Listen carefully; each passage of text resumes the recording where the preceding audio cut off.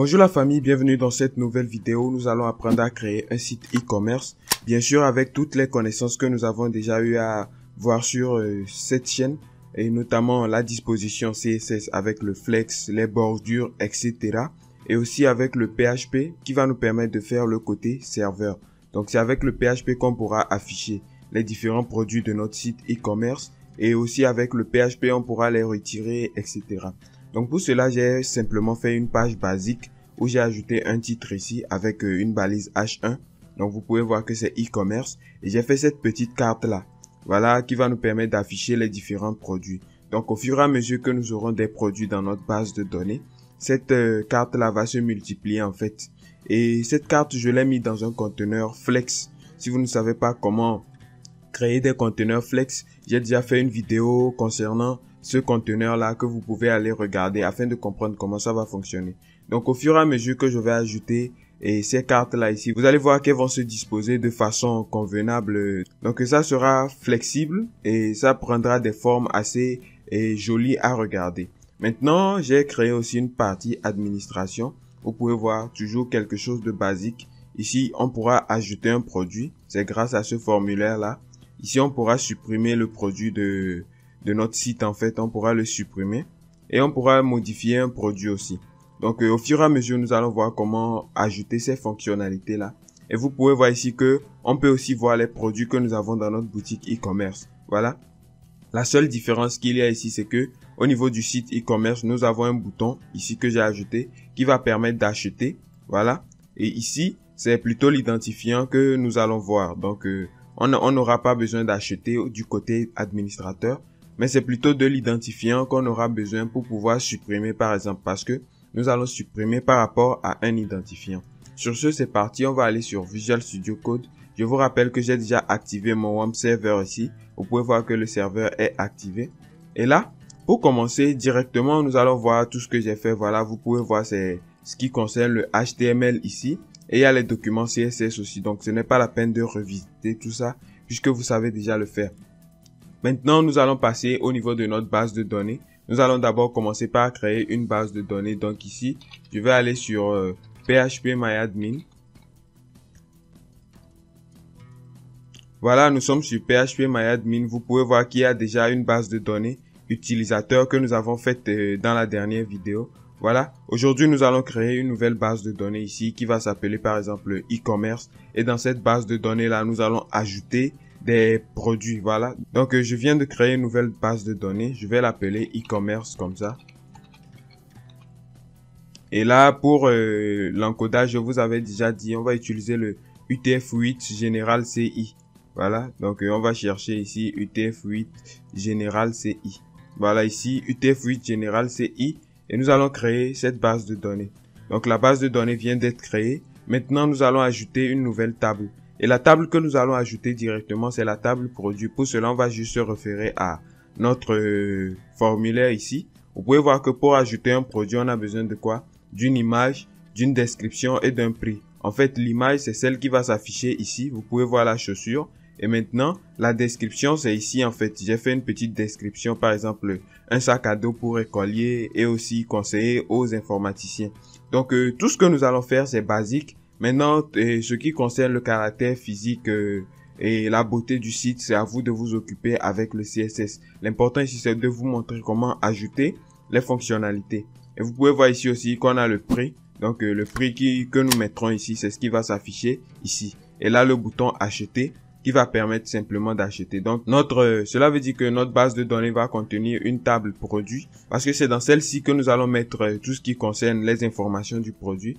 Donc, on aura ici une table de nombre de colonnes 4 parce que je vous avais dit que si on a 3 informations, on mettra 4 pour l'identifiant. Donc, ici, nous allons simplement dire produit avec S, on n'oublie pas, et le nombre de colonnes est égal à 4. Là, nous allons cliquer sur exécuter pour créer ces nouvelles colonnes-là. Et là, au niveau du nom de la première colonne, on va mettre ID, identifiant, et le type c'est entier. Et on va en même temps l'activer en auto-increment, comme je vous l'avais expliqué. Donc ça va permettre de savoir directement quel est le nombre de produits que nous avons dans notre base de données. Maintenant, ici, nous avons quoi? L'image du produit. Donc on mettra simplement image. Et après, nous avons quoi? ou bien on va directement configurer. Au niveau du type, nous allons mettre varchar ou bien test. Bon, on laisse ça sur varchar et la taille de valeur, on va mettre 500. Voilà. Ou bien 1000 peut-être. Maintenant ici, après l'image, nous avons quoi? La description. Donc on va simplement mettre comme ça desk. Et aussi ça sera du varchar avec une limite de 150 caractères par exemple. Et dernièrement, nous avons le prix. Donc le prix, ça sera des entiers forcément. Et là, on mettra la limite peut-être à 20 caractères, un prix de 20 caractères. Et là, nous venons de créer notre table et nos 4 colonnes. Là, je vais cliquer sur enregistrer pour enregistrer ce que je viens de faire. Voilà. Donc ici, on me dit l'identifiant desk est un mot-clé réservé. Ok. Donc cela veut dire que cette partie-là est réservée en fait. Ce que j'ai écrit ici, c'est un mot réservé. Donc on va le modifier directement pour éviter des problèmes. Voilà. Donc je vais cliquer ici sur modifier. Et voilà. Donc à la place de desk, on va écrire totalement description. Voilà. Description. Et là, on va enregistrer pour éviter tout problème. Voilà, vous pouvez voir que j'ai modifié. Maintenant, nous avons notre table ici, identifiant, image, prix et description. Voilà. Donc maintenant, nous avons besoin de se connecter à cette base de données là. Je vous avais déjà montré aussi comment se connecter. Et ici, la différence est que j'ai créé un autre document et PHP qui va nous permettre simplement de se connecter. Vous pouvez voir ici que j'ai créé un document config.php, mais ça revient au même. Donc ici, et j'ai mis ces messages là et pour m'afficher vraiment si je suis connecté ou pas. Donc au niveau de utilisateur, j'ai copié ce code là pour éviter que la vidéo soit assez longue. Donc vous savez déjà comment se connecter. Si vous ne savez pas comment le faire, je vous recommande la vidéo aussi sur la connexion à une base de données. Donc ici, dbname, ça sera e-commerce parce que c'est la table, c'est la base de données e-commerce que nous avons créée. Et le nom d'utilisateur, c'est root et le mot de passe, il n'y a rien. Voilà, et c'est fini, nous venons de nous connecter. J'ai ajouté ce message là aussi. Donc, cool, c'est-à-dire, bon, on mettra ici, connexion. OK, pour dire que nous sommes connectés. Ou bien, ici, on mettra erreur. Donc, lorsqu'on va faire try et que nous allons essayer ceci, vous aurez déjà connu les explications dans la dernière vidéo. Donc ici, si la connexion est bonne, on mettra connexion OK. Dans le cas contraire, erreur. Voilà. Donc pour que ce fichier config.php là soit reconnu au niveau de index.html et au niveau de index.php ici, nous allons simplement ajouter des balises PHP.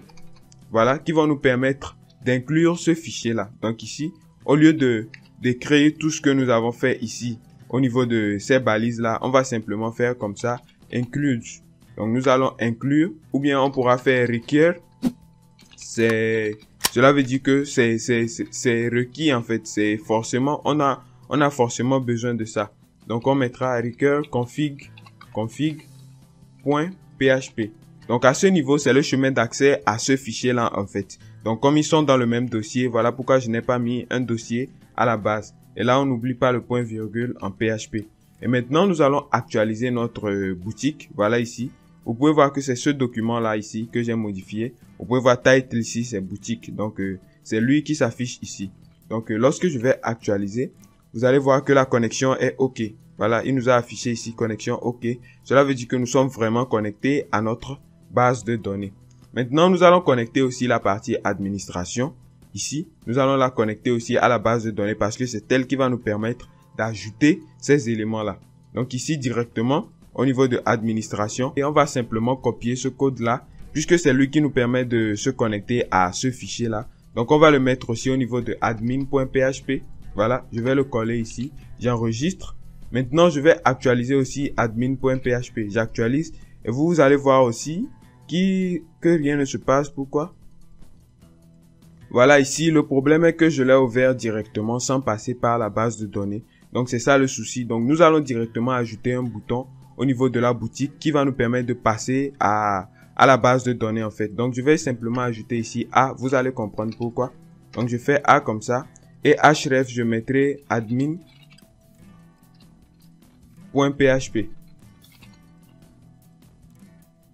Et ici, je vais mettre le test administration. Donc, c'est ce qui va nous permettre de passer à l'administration, en fait. Donc, admin.php, je pense que c'est ça. Voilà, on enregistre. Et au niveau de notre boutique, on va actualiser. Non, c'est plutôt au niveau de la boutique que nous allons la mettre. Donc, au niveau de index.php. Voilà. Donc, à la fin ici, on mettra comme ça. On va enregistrer. Et là, cela va nous permettre de passer, en fait, de cette page-là à l'autre. Donc, lorsque je vais cliquer ici, il va passer à administration. Donc, vous voyez ici que nous avons connexion OK. Donc, ici, pour ne pas supprimer et l'ancien fichier, on va simplement ajouter targets. Comme ça, nous allons pouvoir passer à une nouvelle page, en fait. Donc, ici, au niveau de index.php, on va ajouter un attribut ici qui sera comme ça, targets. Et on va lui donner une valeur de blank. Donc, underscore blank. Cela va nous permettre de passer à un nouvel onglet au lieu de supprimer l'ancien onglet ici. Donc, je vais revenir sur la boutique. J'actualise et maintenant, lorsque je vais cliquer, vous pouvez voir qu'on passe sur une nouvelle page. Et là, vous voyez que la connexion est OK. Cela veut dire que le fichier a été bien inclus dans notre administration aussi, comme nous l'avons fait ici. Donc, vous pouvez voir le fichier ici qui a été inclus. Donc, nous allons maintenant passer à l'ajout de données. Donc, grâce à ce formulaire-là, qui va nous permettre d'ajouter des produits. Donc, vous pouvez voir les trois formulaires ici. Ajouter un produit, supprimer un produit et modifier un produit. Donc, nous allons passer au premier formulaire ici. Donc, on va ouvrir des balises PHP. Je vais simplement copier ceci et à la fin, je vais les coller. Voilà. Et ici maintenant, nous allons directement commencer avec le code que nous avions fait la dernière fois. Donc, if, comme d'habitude, isSet. Maintenant, nous connaissons la méthode ici qui est post. Donc, c'est quoi? $_post. If isSet $_post. Maintenant, qu'est-ce qui est set en fait? C'est le bouton. Donc, on veut vérifier si on a cliqué sur le bouton input en fait. Donc, j'ai nommé ce bouton là ajouter. Donc, cela veut dire que if isSet $_post ajouter. Qu'est-ce qu'il va faire? Donc, on va commencer à donner les instructions en fait. On va d'abord créer les variables. Donc ici, $image sera égal à quoi? $_post. $_post.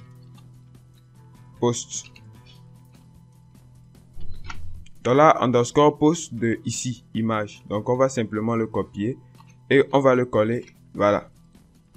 Donc, on peut voir ici que je viens de créer une variable qui va contenir ceci. Cela va me permettre en fait de ne pas me répéter ou bien de ne pas écrire cette grosse ligne là avec les accolades. Donc, je vais simplement ajouter la même chose pour la description et le prix. Donc, je fais comme ça.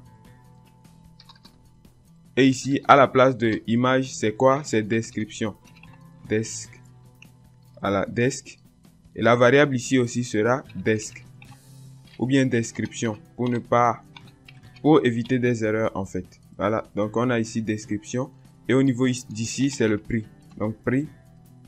Et ici, $_post, prix. Voilà. Donc, après avoir modifié ces valeurs-là, on va faire quoi? On va ajouter. Donc, on a besoin d'une requête. Et ici, on pourra faire comme ça. $connexion.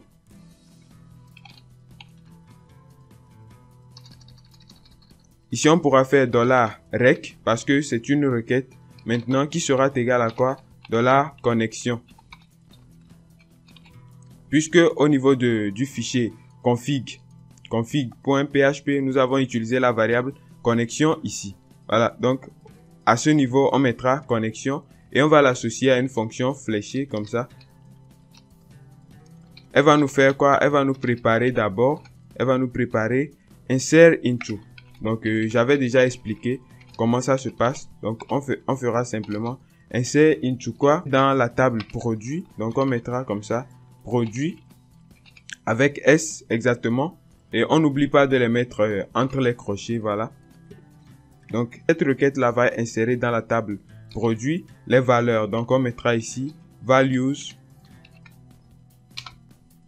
Et maintenant, entre parenthèses, on pourra définir les valeurs qu'il va mettre. Mais comme on ne les connaît pas encore, on va simplement mettre point d'interrogation. Donc, les trois points d'interrogation correspondant exactement à image, description et prix. Voilà. Et là, on n'oublie pas le point virgule. Et à la suite, maintenant, on va faire $rec. Rec. Et lui aussi sera associé à la fonction fléchée qui va nous permettre d'exécuter en fait. Donc on fera comme ça, execute.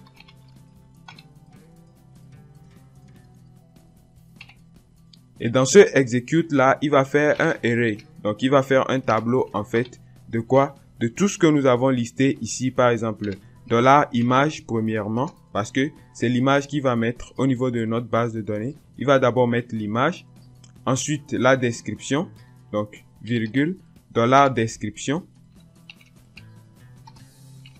Et en troisième position, $prix. Voilà, c'est simple comme ça, on enregistre. Et maintenant, nous allons essayer d'ajouter un produit. Donc, on va aller au niveau de l'administration ici. On actualise. On peut voir que la connexion est toujours OK.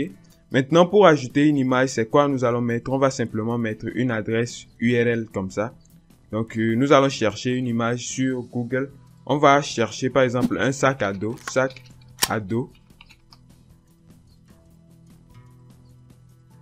Voilà, nous avons différents sacs à dos ici. On va simplement faire clic droit et on va copier le lien de cette image-là que nous allons venir mettre au niveau de notre formulaire. Voilà, je colle le lien ici et la description, je vais mettre sac à dos pour écolier. Et maintenant, le prix, par exemple, je mettrai 10. Voilà, je clique sur ajouter le produit et on peut voir qu'il y a des erreurs ici. Voilà. L'erreur sera due à quoi? Vous voyez, on dit que la valeur ici ne respecte pas au niveau des colonnes en fait. Donc au niveau de notre base de données, on va essayer de modifier l'image en fait. Donc on ira ici, on va modifier l'image. Peut-être que c'est la taille de valeur qui est trop grande. Donc ici, la taille de valeur 1000, on va simplement laisser. On ne mettra rien, on enregistre. Voilà, maintenant on va actualiser pour voir. Renvoyer. Il y a toujours le même souci. Ou bien nous avons mal pris le lien. Donc on va simplement cliquer. Et lorsque l'image va s'afficher ici, on va copier le lien, Voilà, on va le coller au niveau de l'administration ici. Alors je vais faire comme ça, coller. Et on va voir en fait quelle est la limite.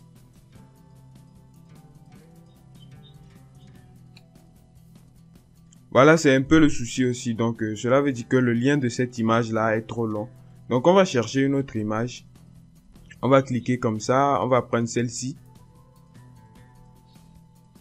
Voilà. Donc, je fais clic droit et je vais copier le lien. Maintenant, à la place de tout ceci, je vais simplement faire CTRL-V. Et on voit que le lien d'ici est un peu court. Voilà. Donc, c'est un peu court. Et maintenant, la description, je mettrai sac à dos pour écolier. Voilà, c'est à cause de l'erreur que nous pouvons pas voir ce qui se passe au fond. Donc, dès que je vais actualiser, on verra. Donc, sac à dos pour écolier. Et maintenant, le prix, je mettrai simplement 10. Voilà, j'ajoute le produit. Et vous pouvez voir qu'il y a une autre erreur aussi. On dit fatal error. Insert value list, no match column list. Voilà, nous n'avons pas défini ici le nombre de colonnes. Voilà, c'est ce genre d'erreur là qui arrive souvent. D'abord, nous devons mettre les colonnes dans lesquelles on va placer les données. C'est aussi ça le souci. Donc ici, on mettra d'abord image, parce que nous avons créé des colonnes ici qui s'appellent image. Donc on doit mettre exactement ces noms là. Voilà, donc je vais revenir au niveau de la table produit et vous allez voir. Voilà, ici, vous pouvez voir que nous avons image et description et puis prix. Donc, on doit ajouter ces valeurs-là ici. C'est-à-dire qu'il mettra dans la table produit au niveau des colonnes image, description et prix. Voilà, il mettra ces valeurs-là. Et là, on va actualiser encore. Voilà, on renvoie les données. Et cette fois-ci, nous n'avons pas d'erreur. Cela veut dire que les données ont bien été envoyées. Et ici, lorsque je vais actualiser, on pourra voir que j'aurai une image ici, j'aurai une donnée dans ma base de données. Voilà. Vous pouvez voir que cet élément a été ajouté en fait. Donc nous avons ici et le lien de l'image, la description et puis le prix. Maintenant, le souci est que nous ne pouvons pas afficher cet élément-là. Voilà. Nous ne pouvons pas afficher cet élément-là ici, malgré qu'il soit stocké dans la base de données. Donc nous allons ajouter une fonctionnalité qui va nous permettre d'afficher un élément. Voilà. Ce qui va nous permettre d'afficher un élément aussi. On aurait pu mettre ça ici. Donc, tout ce que nous avons fait ici, on aurait pu mettre au niveau de ce document-là que j'ai créé, fonction.php. Donc, on va créer une fonction comme ça, function. Et nous allons l'appeler afficher. Voilà. Donc, cette fonction-là va nous permettre d'afficher des éléments, tout simplement. On doit d'abord créer des balises PHP.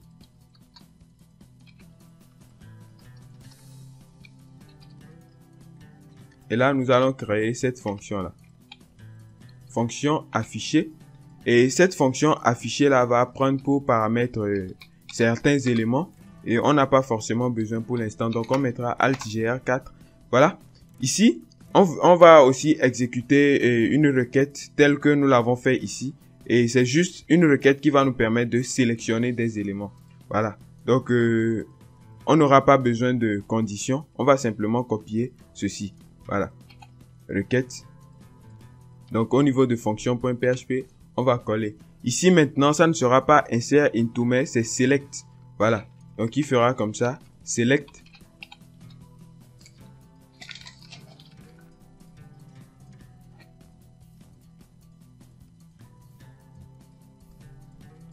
Donc, il va sélectionner tout.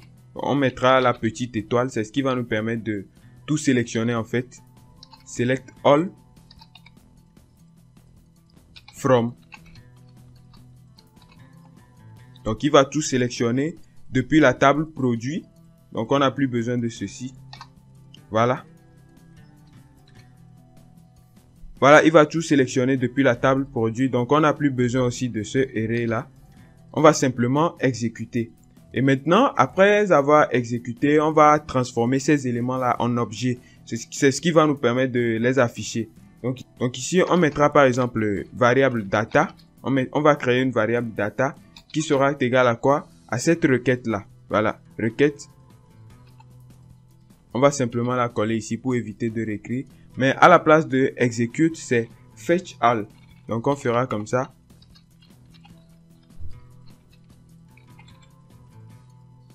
Fetch all. Et puis ici, on mettra PDO.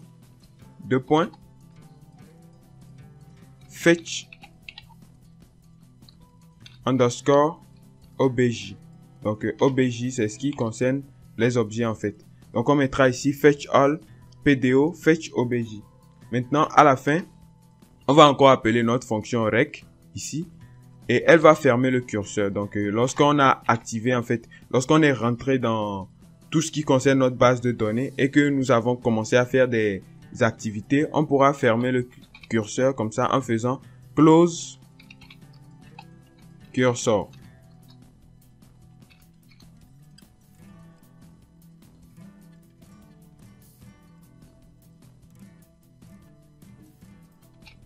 Voilà, j'enregistre. Et maintenant, ici, au niveau de la boutique, parce que c'est elle qui est index.php, on aura aussi besoin de ce document-là. Donc, requiert quoi? On va simplement coller ceci.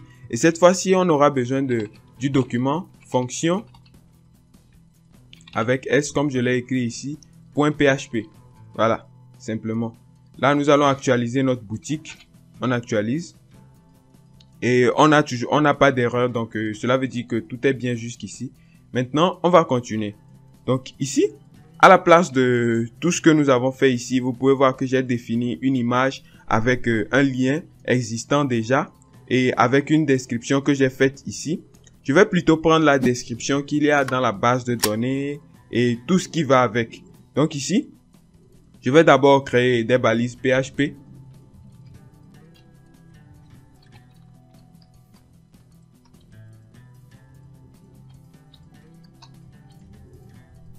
Et dans cette balise PHP là, je vais créer une variable qui sera par exemple $produit.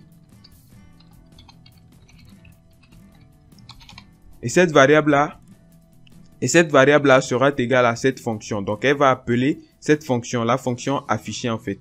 Donc $produit sera égal à quoi? Affiché. Vous pouvez voir que la fonction a apparu directement ici parce que j'ai mis ici recur fonction. C'est comme si j'avais écrit tout ce que j'ai fait ici dans ce document là en fait. Voilà, donc j'ai appelé la variable produit qui sera égale à afficher.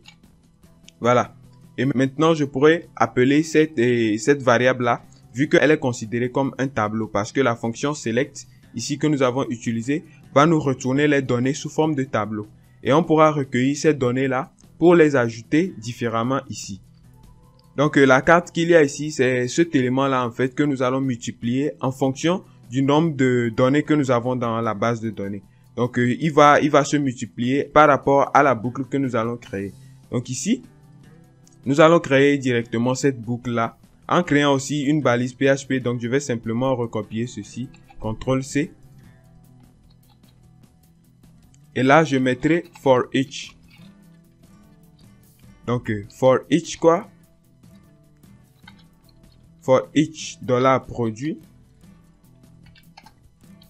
As produit. Donc, je vais transformer cette variable produit là en une autre variable en fait.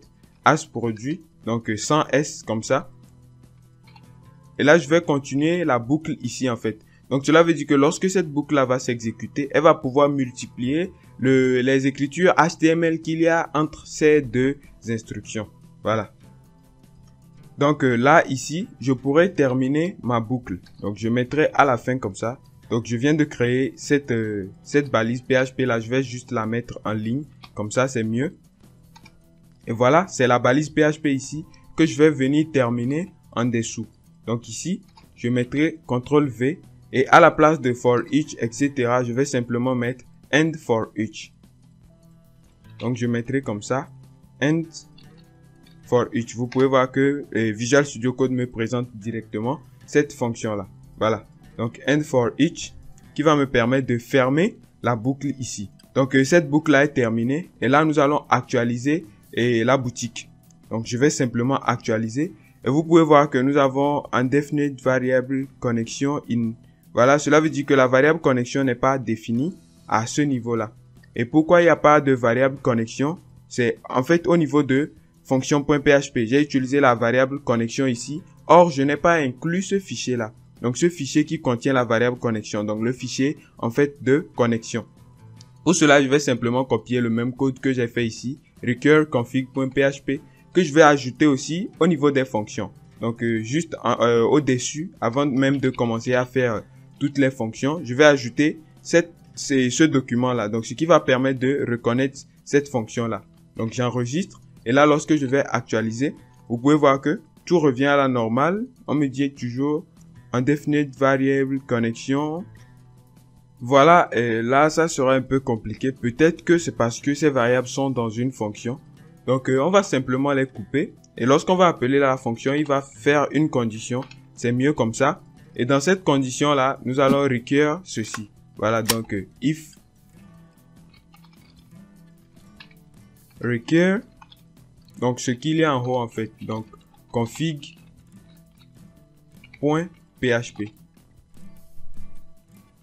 Et là, on pourra mettre dans le bloc conditionnel toutes ces instructions que nous avons mises ici. Voilà, je vais faire tab.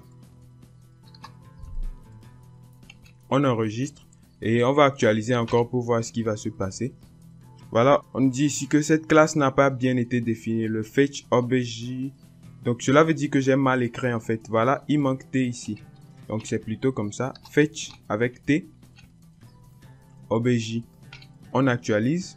Voilà, et là, si on a une erreur d'un argument invalide en fait, on nous dit invalid argument. Cela veut dire que il manque en fait des données. Donc, cela veut dire que les données que nous avons mises ici, au niveau de la fonction for each, sont invalides. Donc, nous allons regarder la fonction affichée. Et on peut voir ici que j'ai fait data égale fetch all objet et ainsi de suite. Je n'ai pas retourné data, ce qui va nous permettre de reconnaître la fonction affichée comme un tableau. Donc, ici, on mettra comme ça, data et plutôt return. Donc, on va retourner. Donc, return data.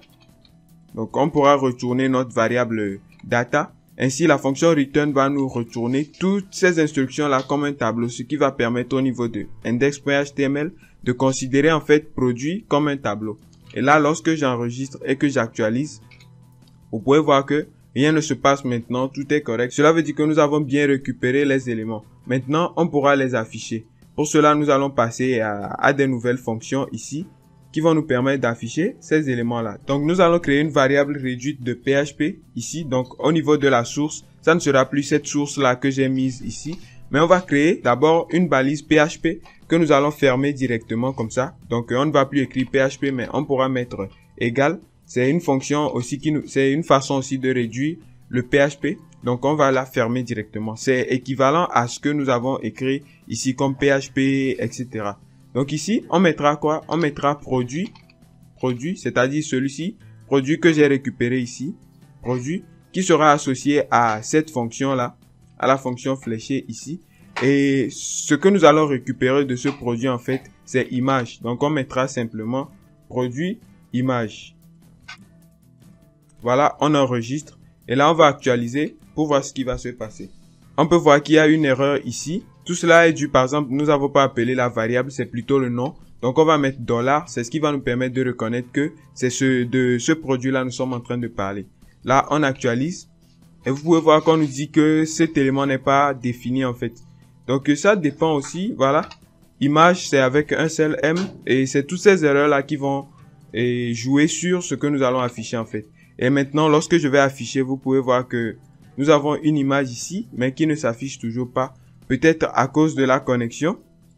Mais on va essayer aussi d'afficher les autres éléments pour voir. Donc ici, à la description, on va supprimer. Et on va simplement copier ceci, cette balise-là, CTRL-C, que nous allons mettre au niveau du paragraphe de description. Donc on met comme ça, CTRL-V. Et à la place de image, on mettra description.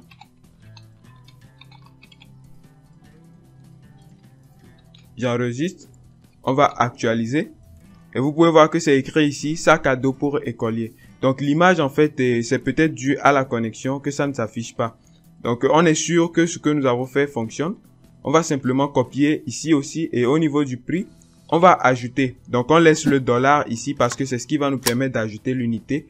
Comme dans la base de données, c'est seulement le chiffre. Donc à la place de description, on mettra prix.